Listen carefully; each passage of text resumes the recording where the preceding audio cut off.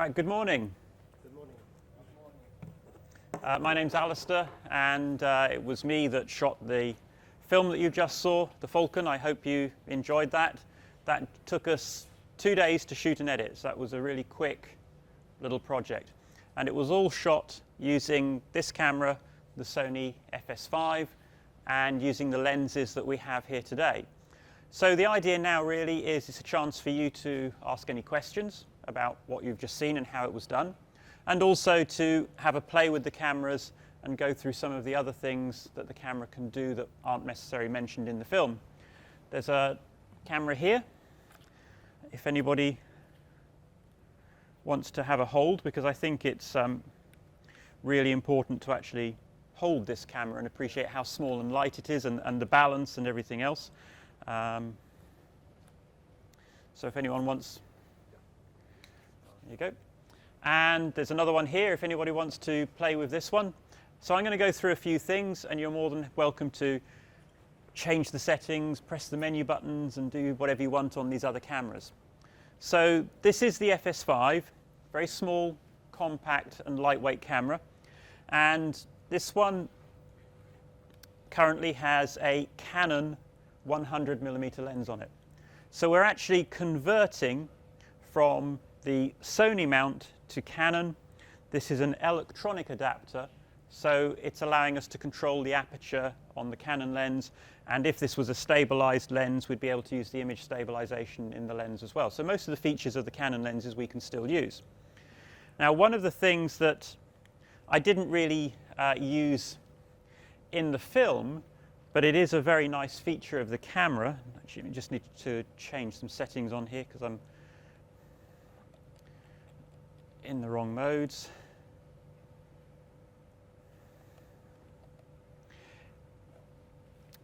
Is that the camera has a form of digital zoom built into the camera. So this is a 100mm prime lens. This is not a zoom lens. The lens itself doesn't zoom. But the same lens? No, it's a different lens. Oh, okay. That's the standard lens. So that lens that you have there, that's the 18 to 105mm lens. That's motorized zoom, and that one you can buy with the camera as a kit. And I would recommend that that's what you get if you're going to get this camera. That lens, although it doesn't look anything impressive, it actually works really well with the camera. It's a really good combination. It's really versatile. You can do a lot with it. It's not particularly fast, it's f4, but it's a constant f4. And the other thing is it holds its focus through its zoom range. So you can zoom in and out and it will stay in focus. Now this lens here is not a zoom lens, but the camera has a function in it called clear image zoom. And it allows you to zoom in and out by up to 2 times with any lens. So even though this isn't actually a zoom lens, in HD I can zoom in times 2, and the picture quality is absolutely fine. There's no noticeable loss of image quality whatsoever. So that's zoomed in, and then I can zoom out 2 times with a non-zoom lens. And this works with any lens, so it doesn't matter what lens you put on the camera, this option can work. If you're using the Sony 18 to 105mm lens, it turns it into an 18 to 200mm lens. The 2 zooms work together. So when the optical zoom reaches the end of its range, the digital one takes over. And you can't... Yes, yeah. But it's a new technology. It's not your normal, just simple electronic digital zoom. There's actually a database in the camera of textures and surfaces. So the camera detects what it is that you're shooting, whether it's hard, whether it's soft, whether maybe it's an animal or maybe it's something architectural. And the camera then processes the image depending on what you're shooting. So if you're shooting soft things, it processes it in a soft way. If you're shooting hard things, it processes it with hard edges. So that makes that digital zoom transparent. So you really can't see any change in the image quality. Let's try over here on these. You use like a Canon lens Doppler, and with that one you have follicles, but here you don't really see. Yeah. Yeah, I mean, if you were to put an optical doubler in, there would be a drop in image quality, but this is completely transparent. You really can't see any change in the image quality. What are the drawbacks in this? There isn't one. There has to be a catch. No? I haven't found one with it yet, and it's a really neat feature. And in fact, one thing we've discovered this morning that I wasn't aware of is that the camera also has a center crop mode. So it's normally a super 35mm sensor. So you have that quite large sensor, gives you that shallow film-like depth of field. You can also use a center crop mode on the camera where you just use the super 16 sized middle part of the sensor. Now that actually opens up all sorts of lens possibilities because you can use 16mm lenses, but you can also use 2/3 inch ENG zooms. So your 20 times, 40 times ENG lenses can be put on this camera with a simple, low-cost mechanical adapter. It's not an optical adapter, it's just a mounting adapter. So you could, for wildlife, one of the great things you could do with this camera is put a 40 times Canon on there or something like that and get those really amazing close-up shots with the crop center mode.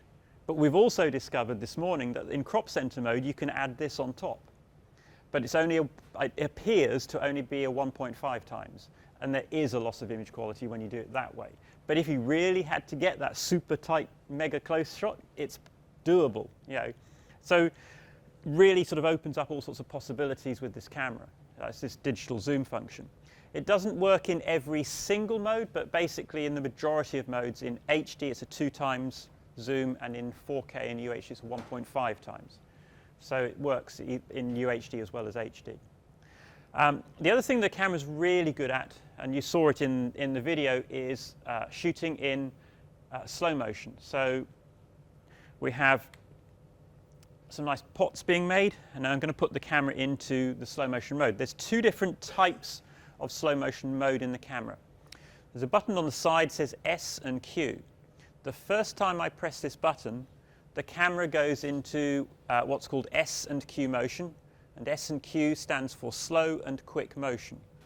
And in the first mode, in HD, I can go from 1 frame to 60 frames per second.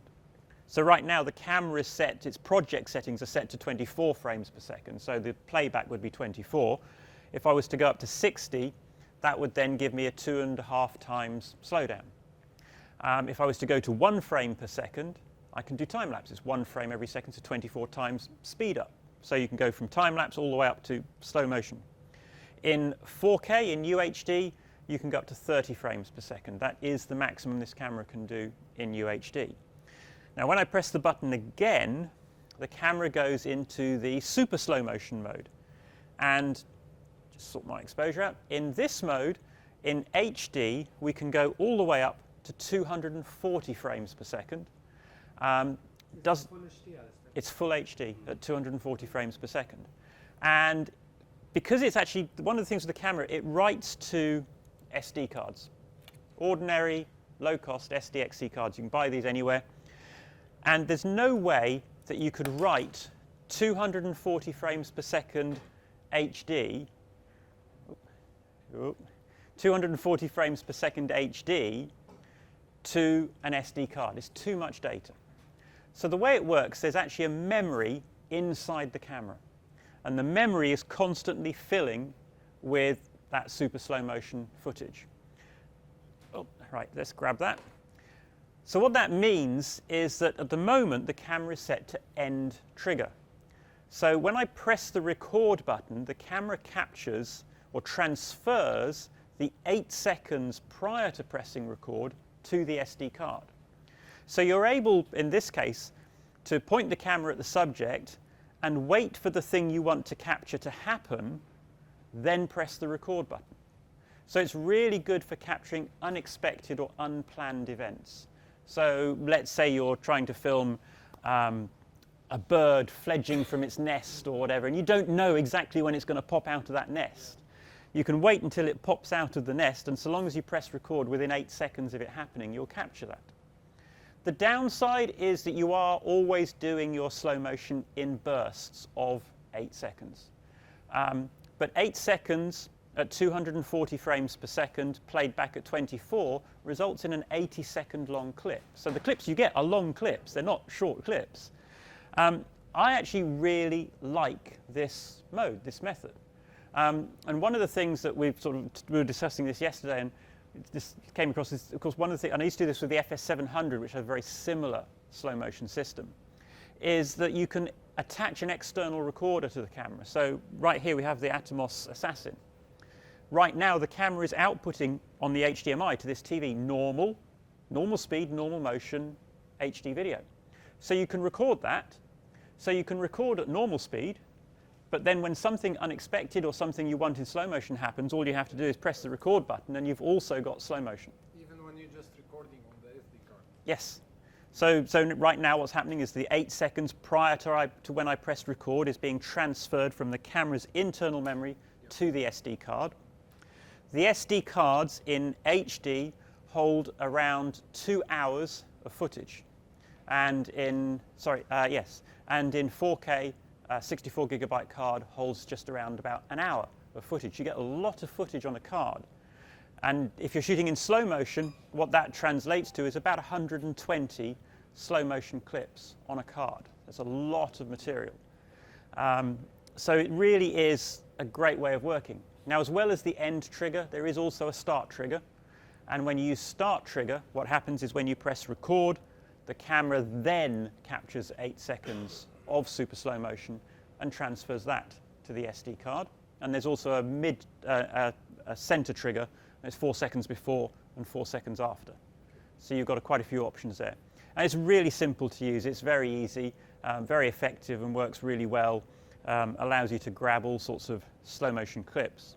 There's one thing to note. What you see here, when it transfers the footage from the memory onto the card, this transfer happens at double the playback speed. So when I play this back, it will actually be twice as slow as this. It'll be even slower than this. So it's a big slowdown, that 240 frames per second. You can go up to 480 frames per second with slightly reduced HD resolution. It's still HD, but the vertical resolution is reduced. And you can actually, in fact, go all the way up to 960 frames per second, but that's only about standard definition quality. That quality is not great. 720. 960 is the fastest you can go, yeah. The resolution at 960 is about HD. It's not great. It's a 4K HD size frame, but very low quality image within it. I'd never use it. It's not good enough. But 240 and 480 are very useful, very good. So if I come out of that, that's slow motion. Now, you can see the image is a bit bright now. I've come out of slow motion, so when I was in slow motion, the shutter speed was 1/250th to match the slow motion at 1/240th. Who uses Canon lenses here? I do. Yeah, you do. So, right, yeah. But if you're using a Canon stills lens, which are very common, so if you've got a Canon C100, C300 camera, one of the problems there is that the aperture on Canon lenses, and this is a Canon lens, goes in steps. And you see how the exposure change isn't smooth. It's going in jerks, in steps. And that is a function of the Canon lenses. These are lenses that were developed for stills cameras, for photography, where you don't change the aperture during the photo. You expose it, take the photo, expose it, take the photo. And I don't think Canon ever foresaw the application of using these lenses for video. So one of the problems is that the aperture, well, the Canon lens goes in steps. So if you're using a C100, C300, you'll have this problem when you're trying to shoot. But one of the really great things about the FS5 is we have an alternative way of fine-tuning our exposure, which is through the variable ND filter. Now, on a normal video camera, when you change the amount of ND that you have, so that's clear, my first step of ND, next step of ND, next step of ND, it goes in steps, right? But with this camera, just by switching this switch over here from preset to variable, I can make the ND filter completely variable. And using this dial on the side of the camera, I can now fine-tune my exposure completely smoothly. There's no step. And I can use the ND filter now to control my exposure completely. And this gets around the problem of the Canon lens exposure steps, but it also allows you to think differently about your aperture. Because traditionally, most people think of their aperture, the iris on a lens, as being an exposure control. But of course, the aperture on a lens also affects the depth of field. The bigger the aperture, the shallower the depth of field. Because I can control my exposure precisely with the ND filter, I can now consider my aperture as my depth of field control. No longer has to be an exposure control. So I can now set my depth of field and then use the ND filter to control the exposure. So a really good example of that would be from going from indoors to outdoors. Now I'm going to cheat this a little bit just to show you what I'm talking about. So first of all, let's open up the ND filter and focus this shot. Right, I'm going to engage on the camera automatic gain control. I'm just doing that so that the camera is going to compensate for the brightness as I make some changes on the camera here. Imagine a shot where you start indoors and it's low light and you're going to follow somebody from indoors to outside. So you start off indoors, and indoors your aperture will be wide open. So your depth of field is very shallow. Foreground in focus, background out of focus. As you go outside with a traditional video camera, the way you would deal with that as it gets brighter is to make the aperture on the lens smaller, which is what I'm doing now. Now the picture's got grainy because some gain has come in. But what happens when you make the aperture smaller? Foreground is in focus, but now so is the background. So as you go from inside to outside, that shot following the person is going to change its whole look and feel. Inside the building, it's going to look film-like. It's going to look nice. It'll have that shallow depth of field film-like look. You get outside, everything's in focus, and it looks like video. So the shot will look totally different. With the ND filter, of course, I can have my aperture wide open, and then I can make my shot darker with the ND filter. Again, the noise comes in because the gain comes in, but the depth of field doesn't change. So your shot stays much more consistent, and it's a really nice way to control your exposure. It really is. Now there will be a future firmware update for the camera that will allow you to use the ND filter automatically, the same as you have auto iris. So if you're shooting outside and the sun's coming and going from bits behind clouds perhaps, I know you don't get clouds here very often, but maybe you're in some other country, the ND filter will be able to deal with it, so your depth of field isn't going to keep changing during your shot, and it'll be a much better looking image. It's a really, really important new feature and function, and I just wish it was on more cameras. It's like, please, please put it in my older cameras because this is such a good thing. So that's the variable ND. Now in terms of using the camera and making it easy to use, well, one of the biggest challenges with a camera like this with a shallow depth of field is focus and getting your focus right. So inside the camera we have the usual peaking and things like that, and these are all set here in the viewfinder options. We can also feed the peaking out to an external monitor, and peaking really does sort of help you just get that exposure just right. As well as peaking on the hand grip, button number 4 up here allows you to zoom into the image. Now we don't see that on the monitor, but on the viewfinder you zoom in different amounts, and this is the area that we're now viewing in the viewfinder, and we can use the little joystick here on the hand grip to move that area around.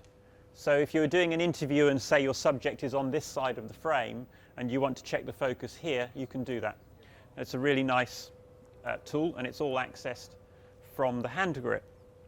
Now talking of the hand grip, let me just show you something else in the menu.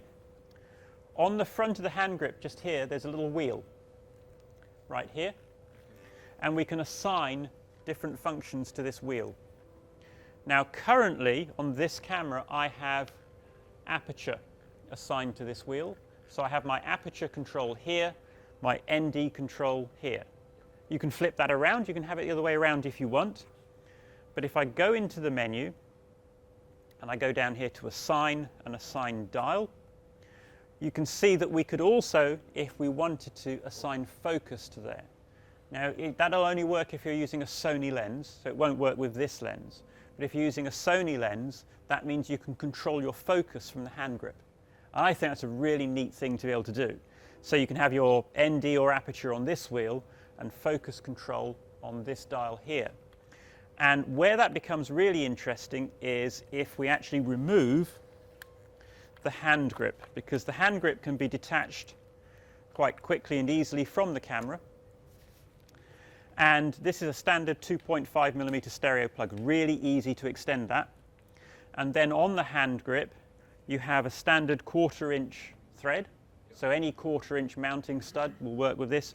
Or you can fit an ARRI rosette in here, standard ARRI rosette, available from Sony as a spare part, or you can just buy a regular ARRI rosette. They're all the same. So you can mount this on an arm, an ARRI rosette arm, or a magic arm, any of those things. So an option would be on a tripod. Back here, if you're using a Sony lens, you have zoom control, you have focus control. If you're using a gimbal, like this one here, so this is the DJI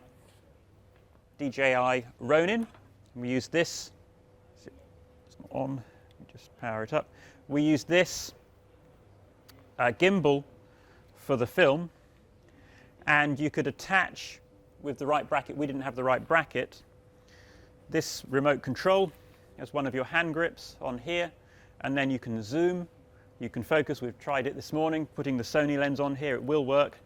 You can zoom in and out and control your focus, record all your main functionality of the camera from this remote control.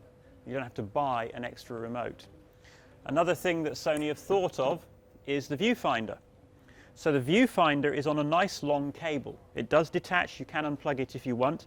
It's the same viewfinder connection, same viewfinder system as the FS7. So if you want to use the FS7 viewfinder with this camera, you can.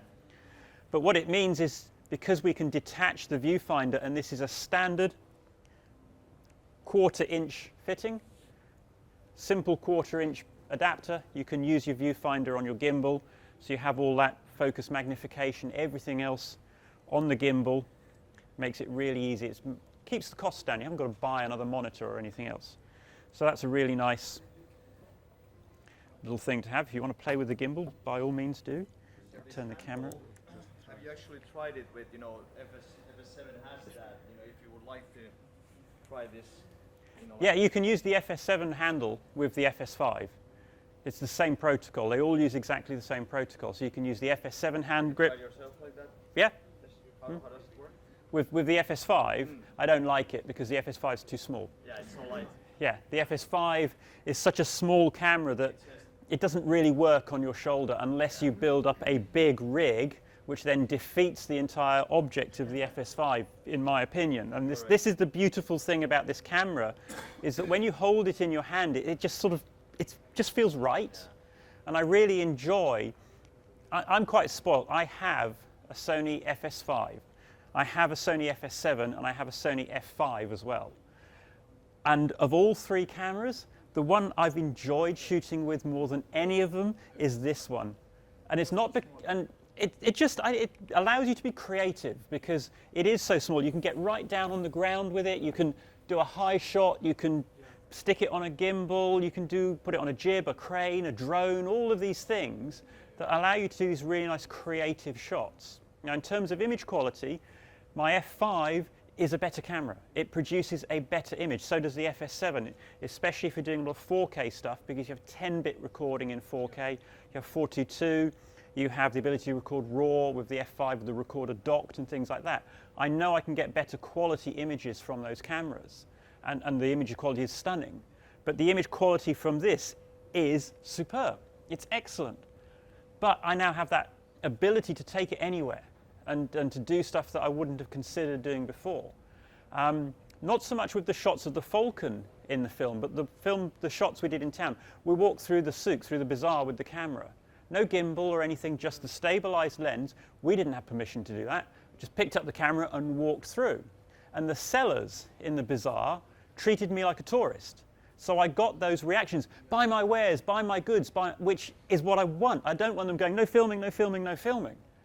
And I couldn't have done that with an F5 on my shoulder and all the other stuff. I'd have got a totally different reaction. I might have got kicked out. But that camera, you just do it. No, it's true. And if you just take the handle out and the monitor out and stick it to the bare minimum. Handy camera. Yes. And that's what I really, it's a camera I haven't had it long, but everything I've done with it, I've enjoyed doing. And it sounds like a silly thing to say, but if this is what you do for a living, and you do it day in, day out, having a camera that you enjoy using makes your job so much nicer, and you actually then end up putting more effort into it. If you're having a tough day because you're fighting against a camera, you tend not to put the effort in because it just becomes a battle against you versus the camera or the technology or the equipment. It gets in the way of being creative. And that's what I really do sort of like and appreciate about this camera is it's very simple to use, it's very straightforward. It doesn't have the complexity of the FS7 or F5, so that does make it easier, especially if you're new to this type of thing. So it's a camera I really like. Now I wouldn't swap it for my F5. I still need my F5 because I still, on a film shoot, on a big budget production, you've got to have the tools that camera has. So there's a place for both. But I think as a camera that's that's fun to use, this is really there. For the function and slow motion. Yeah, I mean, the F5 can do 180 frames per second continuously, which is great. But what you end up with, because generally what I find with most of the stuff that I shoot in slow motion, it's difficult to time exactly. You don't know exactly when it's going to happen. So you're running for a long period of time to get this short little shot, this bit of action. And you get back to the edit suite with hours and hours and hours of slow motion for a 10-second clip. And you're just chewing through expensive media because the S/S cards or even the XUD cards are much more expensive. An example we had in another workshop was a soccer match. So somebody was saying, well, what about shooting a soccer match? And so, well, if you wanted to capture all of the goals in a soccer match in super slow motion at 150 frames plus, on an FS7, you would generate, because you don't know exactly when a goal is going to be scored. They can happen very unexpectedly sometimes. You would generate 900 minutes. So it's about 12 hours of footage. 12 hours of footage to capture maybe one goal, because you'd have to shoot everything in super slow motion. Yeah. Whereas with this camera, plug your external recorder in for your normal speed, just capture the goals. You're going to go back with your match length footage plus all your slow-mo. You're not going to have all this material to go through to try and find that one goal. And the media costs were the difference is staggering. So we worked it out that the FS700 would cost in media alone somewhere in the region of $2,500 to do that, whereas this is just a couple of SD cards. So comparing these cameras, what about the FS700? Well, this is very similar. It's a cross between an FS700, an Alpha A7R Mark II, and an FS7. So you have basically the FS7 F5 sensor, and this is a made-for-video sensor. So if I do that with an A7R, I would have a huge amount of skew. Now there is some skew. It's not skew-free because it is still a CMOS sensor, but at normal pan speeds, it's fine. It's perfectly acceptable, and that's the difference between a video sensor and a still sensor. So I have that, made-for-video sensor performance. In terms of power consumption and weight, this is very close to an A7R Mark II. It's about the body itself. You strip it down to 800 grams. You have an OLED viewfinder like an A7R Mark II, and if you look through the menus and many of the options, it's actually very similar in many respects to the A7R Mark II. And in fact, my suspicion is that the processing in here comes from the A7R Mark II, and that's how they've kept the power consumption down. Because one of these, I think the camera on the gimbal has one of the small batteries in it, a BPU30, that comes with the camera, and that small battery will run it for 2 hours. 2 hours. This battery here will run it for 6 hours. And the mid-size battery, the U60, which is what most people have, if you've got an EX1, EX3, that'll run it for 4 hours. So 2 of those is all you need for a day's shoot for most people. So that saves you money straight away. So it's very low power. And then you have, FS7 sensor, low power consumption of a DSLR, but with the slow motion capabilities that are the same as the FS700. The way it does slow motion is the same as the FS700. Now, the other thing that you will get with this camera in a future update, don't know when, don't know what the pricing will be as well, is RAW. So you will be able to take a 12-bit RAW signal out of the SDI and record that on an external recorder. Don't have all the details of exactly how that will work yet. But my expectation is 12-bit RAW out to an Atomos or a Convergent Design Odyssey recorder, and you'll have 12-bit RAW. So that will actually then get around this the 4K limitation of this camera, because in 4K it's only 8-bit 420. So then you'd have your ProRes or your RAW recorded on that in 10-bit or 12-bit. So really powerful, capable camera. 12-bit 4K RAW. Yes. Which is the same as the FS700 does. So the FS700 can output 12-bit 4K RAW. And my suspicion is this will be the same. But you have to stack up the F7. Well, that will be the same with this. So if you want to use the Sony R5 RAW recorder, you'd have to have the IFR5 interface. But I mean, yeah, it's a Sony event, but personally, for RAW with this camera, the better option is the Convergent Design. My favorite one is Convergent Design Odyssey. Yeah. One connection, one device, similar size to the Shogun device, no interface or anything else, RAW out into there, record it either as RAW or as ProRes. So that's a really nice option. One more comparison, with FS700, the sensor and codec, is there differences? The sensor is actually the same sensor. So FS700, F5, and this camera have the same sensor. Okay. But there are big differences in the image processing. Okay. So the FS700 now is getting on. It's quite an older model now. And the image processing in the FS700 is quite limited. It's not bad, but it doesn't have the bit depth, so the colors and things aren't quite as precise as they are in the FS7 or F5 camera. So this camera has more advanced color processing, and I really like the way this camera looks. The colors are really nice. But the codec is hugely different. So FS700 is AVC HD only. It's 24 megabits per second in HD. It's a low quality, well, don't want to use the word low quality because that makes it sound like it's rubbish. It's not. It is it's certainly not a broadcast quality codec. Yeah. The codec in this, you have AVC HD as well, which is the same as the FS700, but then you have XAVC-L on top of that, which in HD 10-bit 422 broadcast quality codec. So this is a broadcast ready camera. In 4K and UHD, which is 3840 by 2160, it's 8-bit 420. It doesn't really meet the specifications for 4K broadcast. But the majority of things that this camera is going to get used for, I would imagine, are going to end up as internet films or web videos, things like that, corporate films. And 8-bit 420 is fine. There's nothing wrong with 8-bit 420. Obviously, it's not as good as 10-bit. And you have to be a little bit more careful if you use log to expose. You've got to get your exposure just right. But it will still produce a really good image. So because don't get too hung up on the fact that it's just 8-bit. In terms of outputs, you have an HD SDI output. So that's 10-bit 422 HD. And you also have an HDMI output, and the HDMI output will go up to 4K. But in 4K, it's still 8-bit, but it is 422. So there's a small increase there. Yeah. So talking from the broadcast, I mean, the few National Geographic docs that I shot, it's been with C300, and that is an NGO-approved camera. Yes. And I look at the specs of C300, and I look at the spec of this. Yes. HD, it's the same. No, this is much higher spec than the C300. C300 is 8-bit 422. Yeah, because it's MPEG-2. MPEG-2 is a very old codec now. Yeah.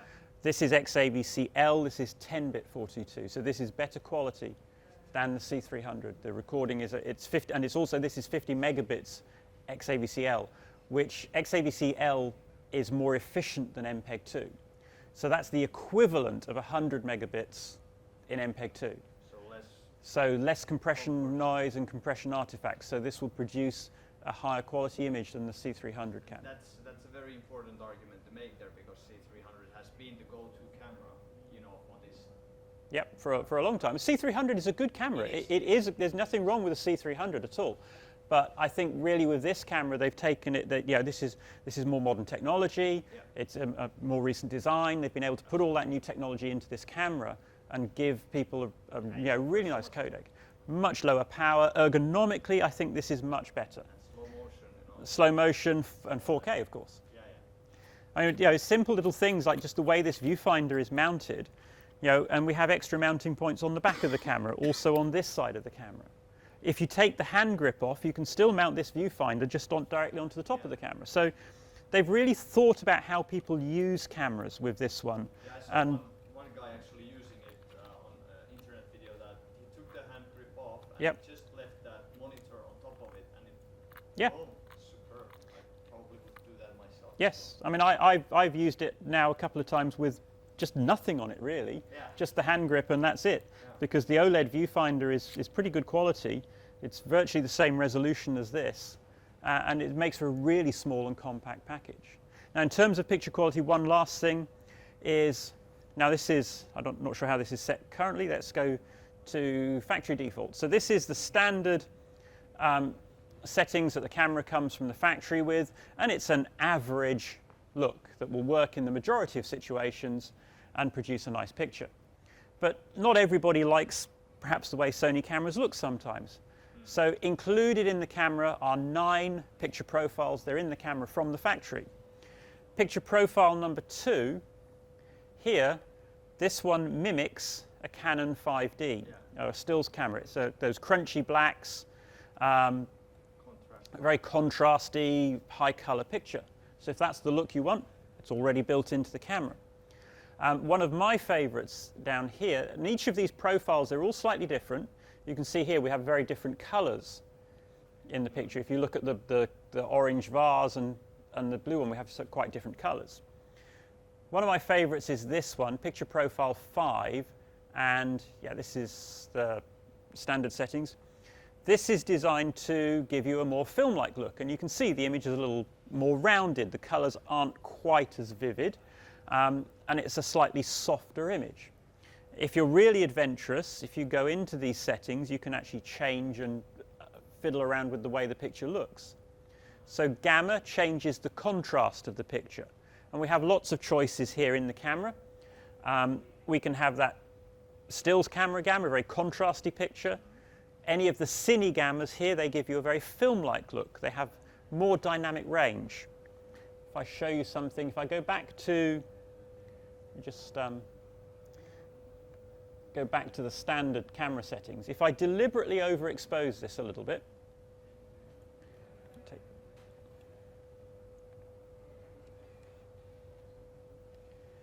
right, so I've just taken the ND filter out. This is quite a little bit overexposed, especially see it over here.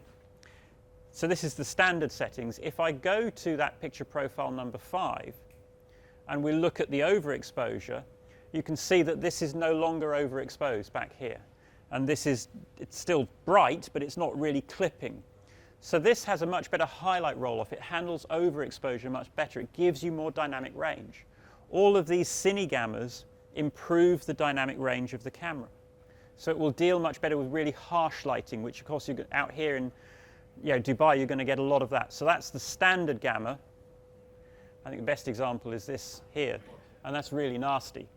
But as soon as we go to the cine gammas, it looks much better. And in fact, Cine 3, which is my favorite one, it's not actually overexposed. It's bright, but it's now rolling off into those highlights in a much more film-like way, and I really like that. In terms of which ones of these do you use, well, really just choose the one that you like the look of. There's nothing that says you must use this one or that one. It's just about creating or getting the look that you want.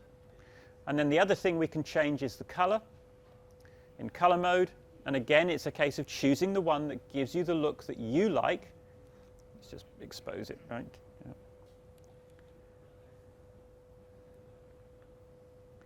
And we have standard color.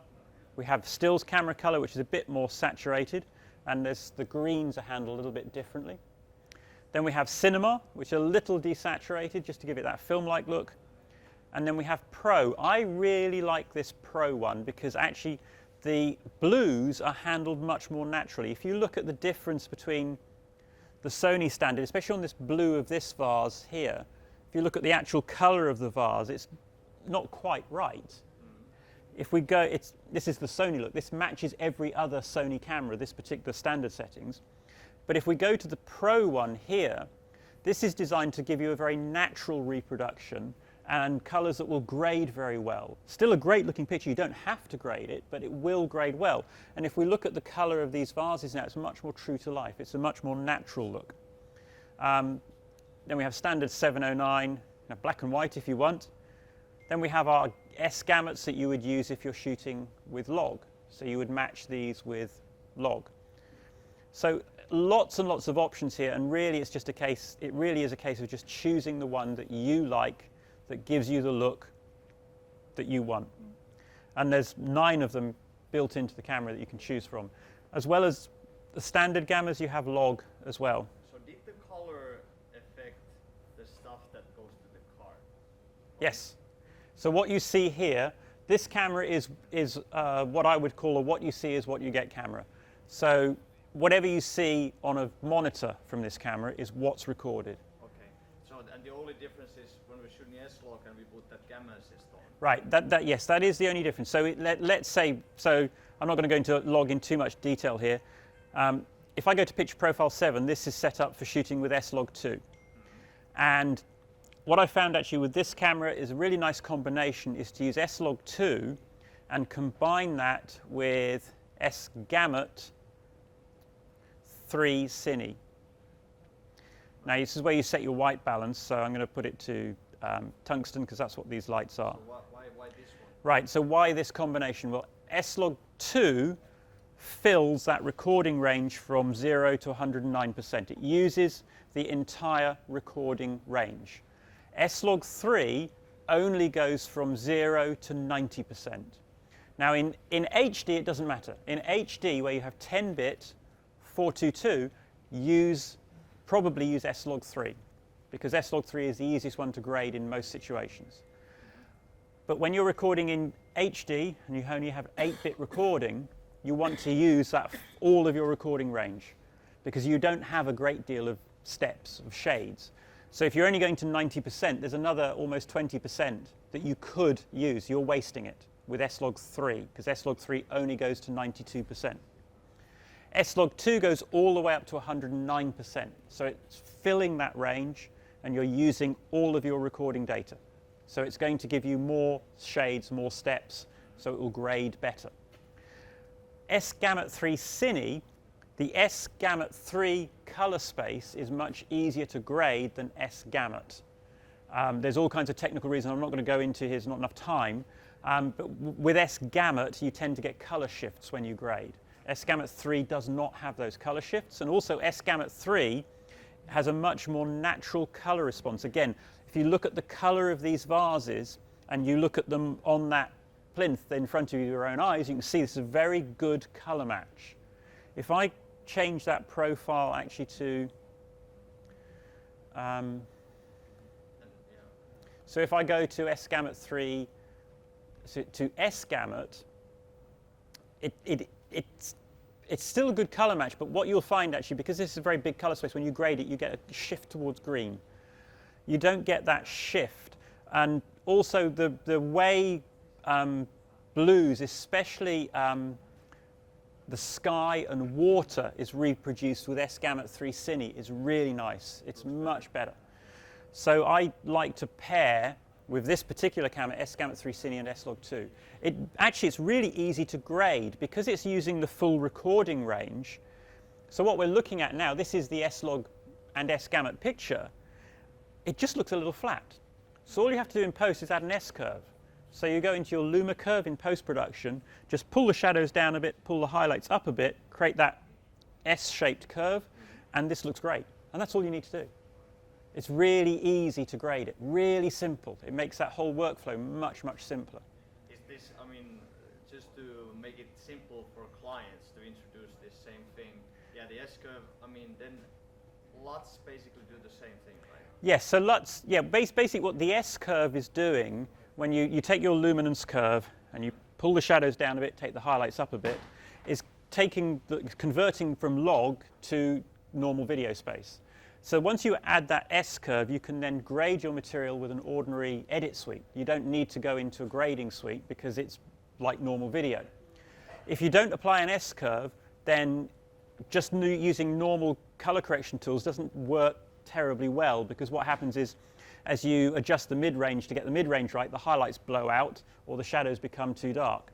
So adding that S-curve first makes it all much more manageable, much more intuitive, much easier. The other option is to add a LUT, which then takes care of the whole thing and is doing the same thing actually as an S-curve in most cases. It's taking the log and converting it from log to conventional video. Because I'm thinking like maybe take a USB, put LUTs for one LUT for FCP and one LUT for Premiere, and just hand it over to client that apply this. Well, it would be the same LUT for both applications. So yeah. one LUT, yes. I mean that's another way to do it, is to provide the client with a LUT. Make it easy. Yeah. So the Gamma Assist is now.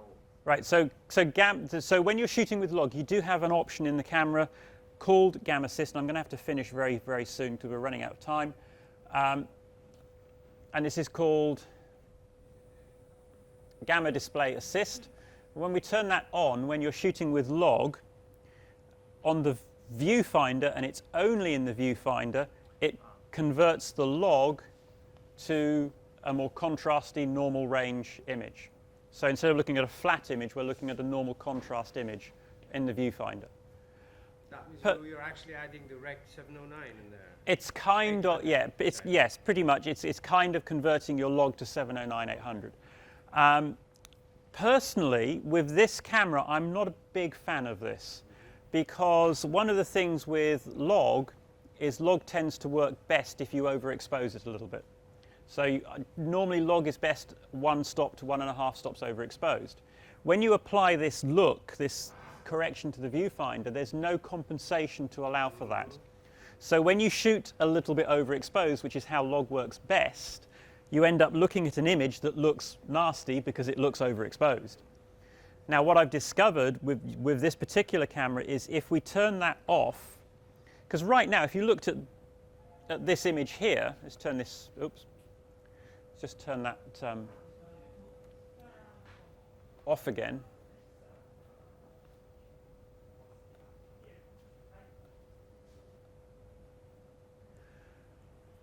This image here, right now, that we're looking at looks about right. It doesn't look over or underexposed. That looks like a reasonably good picture. It's actually about 1.5 stops overexposed. 1.5? It's about 1.5. That's about 1.5 stops overexposed. But what I've found with this camera is that if you use the histogram, you can set on the histogram something called histogram plus zebra point. So we have the histogram plus a marker on the histogram where the camera's zebras are. And what you get is I've set my zebras to 70, so I have a yellow line on the histogram at 70%. If you expose anything that's white at 70% with S-Log2, that will put you 1.5 stops overexposed. That gives you the perfect optimum exposure for S-Log2 with this camera with the 8-bit recording. So all you have to do is find something that is white in your shot. So looking around here, this towel down here is roughly white, and adjust your exposure. So it's there. So I've got on my histogram, what I'm seeing right now is a peak at 70% on the histogram. That's this towel. That towel is white. So my exposure is now set. So I can continue to shoot at that brightness and it will be correctly exposed. It's about 1.5 stops over. In fact, the other thing, there's another way of doing it as well, and that's actually if you use auto exposure. So if I hit auto now, I'm going to place money that this shot's going to get darker because the camera's going to automatically expose for the correct level. So let's just do that. So if I go aperture, push auto, now it has, right, it won't do it because it's a Canon lens in this particular case. No, it's not going to do it for me. But normally, if you're using a Sony lens, that would just get a bit darker. But what you can do on the camera, and this will have to be the last thing, is if I press button 5 on the hand grip, button 5 goes into what they call the quick menu, and that highlights on the viewfinder either the gain, the shutter speed, the aperture, the ND, and you can select them with the joystick on the hand grip and change those settings. So I'm going to go, and it's not going to work with this camera because it's got the Canon lens on it. If you had a Sony camera though, you can go to the far left of those settings and there is an EV setting where you can put in an exposure offset. And I could put in a 1.5, a plus 1.5 exposure offset, and then use auto exposure, and it will correctly expose that S-Log footage 1.5 stops brighter than the factory settings, and that will give you the optimum exposure for that S-Log for grading and everything else. So you can do it automatically. So it is this small button here? No. No, let me see if I can just do it on this camera. So function 5. No, it's, first of all we have to turn on auto iris. Yeah, that was So first of all we have to turn on auto iris. So we're now on auto exposure. And now we can go to there. Oh, there you go. Yeah. And now you click and go. Select, and now I can put in an exposure offset. So now it will expose 1.5 stops high. So just a final question from, if I want to do this S-Log 2 on white balance that I can adjust, what was that mode? So you have to use so normally with S-Log, if you use the the S gamuts, Then you're locked. then it's fixed to preset white balance. But if you want variable white balance, you use the Pro matrix, the Pro color matrix instead. Okay, so then color. And then you can use automatic white balance, and that works quite well combined with S-Log 2. Yeah, because that's what you would need to use in events or stuff like that. Cool. Right, I need to take a little break. So there's a workflow session for you guys that Romit will take you through some of the workflow with this camera upstairs.